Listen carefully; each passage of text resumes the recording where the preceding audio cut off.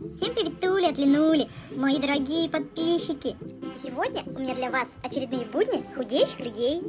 Сегодня мне безумно захотелось скушать самую вкусную на свете пироженку.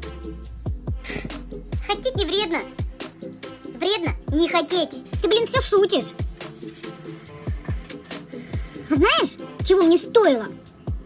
Чтоб ее не съесть. Ну и чего? Чего? Я наорала на холодильник. А холодильник тебе что плохого сделал? Ну а чё он? Лежу себе спокойно в комнате, а он зовет: Лен, Лен, у меня тут такая вкусная пироженка лежит на полочке. Лен, хочешь, там тебе хороший совет? Какой? Сходи, милая моя, к психиатру.